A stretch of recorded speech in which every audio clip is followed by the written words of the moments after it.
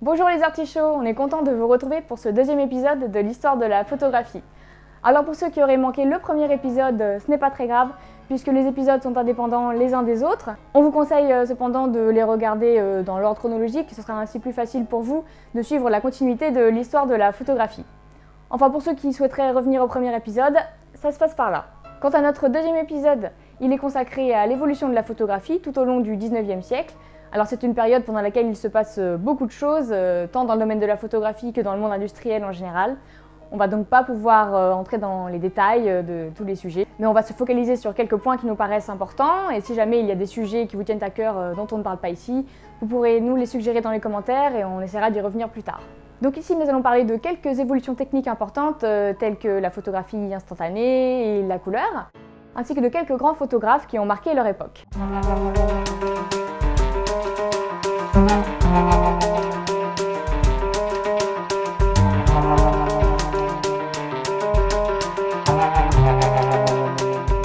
Abordons tout d'abord quelques évolutions techniques qui ont abouti à un changement majeur et déterminant dans l'histoire de la technique photographique, c'est-à-dire qui ont permis la conquête de l'instantané.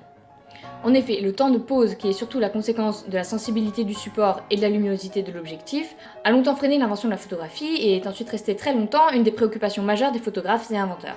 En effet, les premiers procédés réclament un temps de pose très long. Le point de vue du gras, la plus ancienne photographie que nous ayons encore en notre possession, rappelez-vous, nous l'avons vu dans l'épisode précédent, a réclamé une pose d'au moins une journée entière, si ce n'est plusieurs jours. Le daguerréotype opère ensuite une petite révolution en ramenant le temps de pose à moins d'une heure, voire quelques minutes en extérieur et par beau temps. Il est d'ailleurs plutôt plus rapide que le procédé de Talbot, le calotype. Les photographes professionnels, puis le grand public, attendent des photographies instantanées, des captures de sujets en mouvement rapide, et beaucoup de scientifiques, professionnels ou amateurs, vont chercher à augmenter la sensibilité des émulsions, qui était le véritable point noir de la technique. C'est l'invention du collodion humide dans les années 1850 qui ramène le temps de pose à quelques secondes. Là encore, la paternité du procédé serait partagée entre le français Le Gray et l'anglais Scott Archer. Pour autant, le procédé ne permet pas d'atteindre le Graal immédiatement, puisque procédé humide, comme son nom l'indique, il comporte des inconvénients que n'ont pas les procédés secs. Il demande une préparation longue et exigeante et une prise de vue immédiate, sans quoi il sèche et perd ses propriétés. Adieu donc la spontanéité et la portabilité.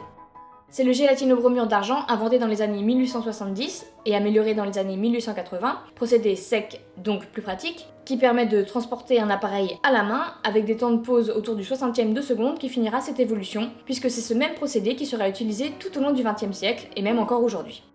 Parallèlement, ces formidables évolutions techniques posent un nouveau problème. En effet, les photographes étaient habitués à limiter les longs temps de pose au bouchon, c'est-à-dire en débouchant et rebouchant l'objectif à la main pour laisser passer la lumière le temps nécessaire.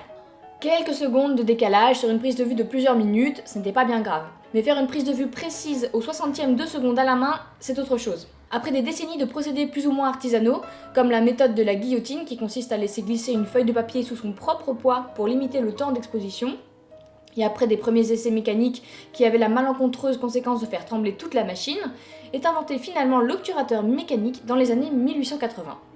Et cela permet alors le passage de l'encombrante chambre photographique au petit format plus léger et plus maniable. On ne peut pas parler d'instantané sans évoquer le nom de deux photographes de l'époque qui y ont consacré leurs recherches. Le britanno-américain Edward Muybridge et le français Jules-Étienne Marey.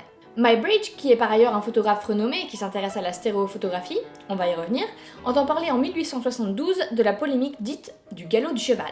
Ça n'a l'air de rien, mais à l'époque c'est un gros débat. Jules-Étienne Marey affirme que lors du galop, le cheval n'est totalement en l'air qu'une fois, contrairement à d'autres scientifiques.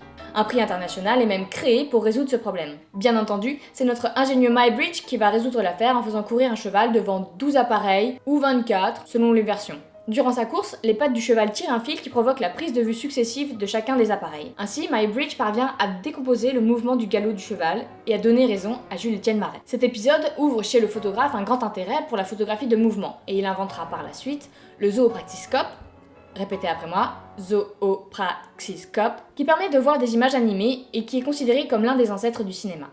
Muybridge publiera Animal Locomotion, un livre en 11 volumes, qui comme son nom l'indique, contient toutes les photographies qu'il a prises des animaux en train de se mouvoir. Après Muybridge, et après l'avoir rencontré en personne, c'est Jules-Étienne Marey qui s'intéressera à la photographie en mouvement.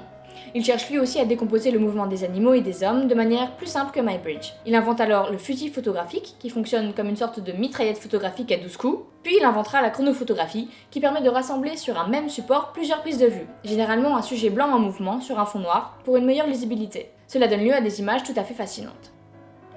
Pour revenir à des préoccupations plus techniques, mais qui nous porteront vers des considérations sociologiques, parlons maintenant du développement de la photographie amateur à la fin du 19e siècle. Et à l'un de ses acteurs principaux, Kodak, la société de George Eastman. En effet, jusque-là, la photographie amateur est plutôt l'apanage des riches bourgeois, qui ont le temps, l'argent et les connaissances nécessaires pour s'adonner joyeusement à leur passe-temps favori.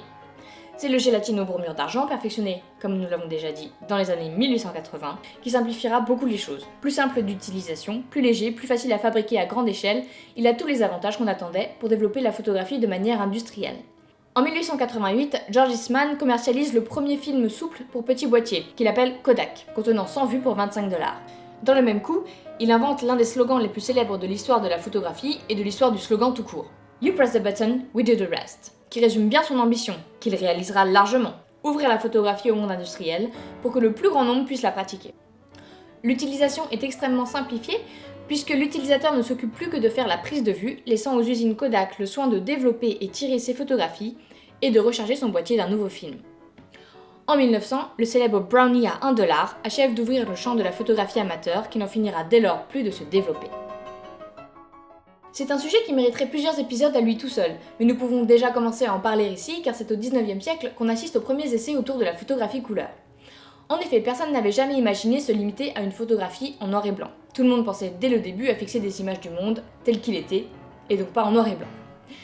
C'est pourquoi les premières photographies ont aussi été à la source d'une légère déception, et personne n'estimait l'invention terminée avant la découverte complète d'un procédé couleur, finalement beaucoup plus compliqué que prévu à élaborer.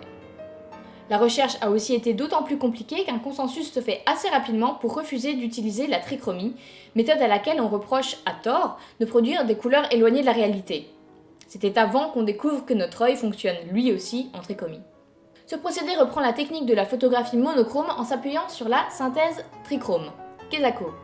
La synthèse trichrome permet, par mélange de 3 couleurs dites primaires, de reconstituer l'ensemble des couleurs rencontrées dans la nature. À l'époque, on pense que ces primaires sont le rouge, le bleu et le jaune. Le sujet est donc photographié 3 fois à travers des filtres translucides de couleurs différentes. Chaque image monochrome obtenue est ensuite imprimée respectivement en rouge, bleu et jaune, puis associée aux autres. Les 3 couches de couleurs se combinent alors pour recréer les couleurs du sujet photographié. Magique.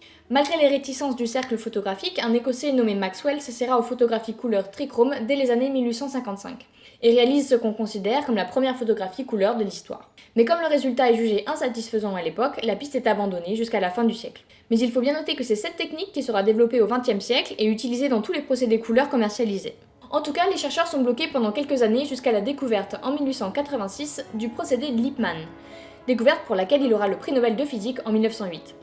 Ce procédé permet de reproduire les couleurs sans avoir recours à des colorants, en utilisant les interférences créées par les ondes lumineuses incidentes et réfléchies. Stop, ça devient un peu trop compliqué, mais si ça vous intrigue, vous trouverez sûrement les explications détaillées de ce procédé sur le net. Ne nous éternisons pas sur le sujet puisque le procédé sera rapidement abandonné car il n'est pas reproductible. Après l'abandon du procédé Lippmann, la prochaine étape sera l'autochrome des frères Lumière, qui sera le premier procédé couleur commercialisé au début du XXe siècle. Mais bon, là on sort du cadre de notre vidéo, alors on enchaîne sur la photographie stéréoscopique. Si le XXe siècle ne connaîtra pas la photographie couleur, il connaîtra néanmoins la folle expansion de la photographie stéréoscopique, qui vient combler, entre guillemets, un autre défaut de la photographie, la troisième dimension. La stéréoscopie est née juste avant la photographie. Elle se base sur le fait que la perception humaine du relief se forme dans le cerveau lorsqu'il reconstitue une seule image à partir de la perception de 2 images différentes provenant de chaque œil. En 1844, David Brewster a l'idée d'impliquer le procédé à la photographie. Le succès est immédiat. Et on comprend pourquoi. La photographie, qui est déjà d'une grande exactitude, permet encore davantage de représenter le réel. La reine Victoria, qui s'est vue offrir un stéréoscope, est une grande fervente de ce procédé et participera à sa promotion. La stéréoscopie suivra tous les progrès de la photographie, du daguerréotype au collodion, en passant par le négatif papier, le négatif verre, le papier albuminé, avec l'invention d'appareils spécifiques pour la prise de vue et le visionnage des images. Mystérieusement, peut-être est-ce dû à l'apparition du cinéma, la stéréo tombera peu à peu en désuétude et disparaîtra complètement après la Seconde Guerre mondiale, pour revenir aujourd'hui dans le monde du cinéma. Ironie du sort. L'avantage d'une nouvelle invention, c'est qu'elle fait tout pour la première fois. On ne va pas énumérer toutes les premières fois de la photographie, mais en voici quand même quelques-unes intéressantes. la première photographie d'un être humain, le premier portrait, la première photographie aérienne, la première photographie du soleil, la première photographie de la lune, la première photographie d'éclairs. Concernant la photographie érotique, en revanche, je doute qu'on puisse retrouver la première, c'est un domaine très florissant à l'époque. Enfin, comment finir cet épisode sur le 19e siècle sans parler un peu des grands photographes qui l'ont habité? Encore une fois, on ne va pas pouvoir parler de tout le monde, donc pour les déçus, proposez-nous les noms des grands oubliés dans les commentaires pour qu'on puisse les traiter plus tard. On ne pourra en effet pas parler d'Adjé, qui appartient davantage au XXe siècle, ni des pictorialistes, ou encore de Brady et Fenton, qui seront traités dans un autre épisode. Ici, on parlera de 3 grands photographes qui sont à peu près contemporains, nés dans les années 1820 et morts à la fin du siècle, et qui ont en commun la volonté de faire de la photographie un art à part entière. 2 Français et une Anglaise. À tout seigneur, tout honneur, commençons par Madame Julia Margaret Cameron. Elle est animée par une véritable volonté artistique et réalise de très beaux portraits, ainsi que de nombreuses scènes bibliques, dont un léger flou de bouger est caractéristique. D'ailleurs, les critiques sexistes ne manqueront pas d'imaginer que le flou, loin d'être le résultat d'une véritable démarche, n'était que la conséquence de sa faiblesse et de son incapacité à tenir correctement le lourd équipement. Membre de l'aristocratie anglaise, Cameron photographie son entourage et les portraits qu'elle réalise sont aussi importants par les personnes qu'il représente qui sont souvent restées célèbres jusqu'à aujourd'hui. Vient ensuite Gustave Le Gray, peintre de formation, élève de Paul Delaroche, qui est finalement devenu un grand maître de la photographie. Cofondateur de la Société héliographique en 1851, il est l'inventeur du procédé du papier ciré sec. Il participe également à la mission héliographique pour laquelle il réalise de nombreuses photographies d'architecture. Mais il est surtout connu pour ses marines, pour lesquelles il réalise des montages, effectuant une prise de vue pour le ciel et une autre pour la mer, avant d'assembler les deux. Enfin, Gaspard Félix Tournachon, plus connu sous le pseudonyme de Nadar, est un des photographes les plus célèbres de l'époque, notamment pour ses formidables portraits du tout Paris. Il a aussi été le premier à faire de la photographie aérienne, à développer le flash à la poudre de magnésium et participer, de près ou de loin, à la première exposition impressionniste. Pas mal du tout pour un seul homme. Voilà les artichauts, ce 2e épisode touche à sa fin. La prochaine fois, nous parlerons du pictorialisme, premier mouvement artistique de l'histoire de la photographie. Ce sera l'occasion d'explorer les relations entre photographie et beaux-arts. Si la vidéo vous a plu, on compte sur vous pour la diffuser sur les différents réseaux sociaux, Facebook, Twitter, Google+. Quant à moi, je vous dis à tous à très bientôt pour le prochain épisode. Ciao les artichauts!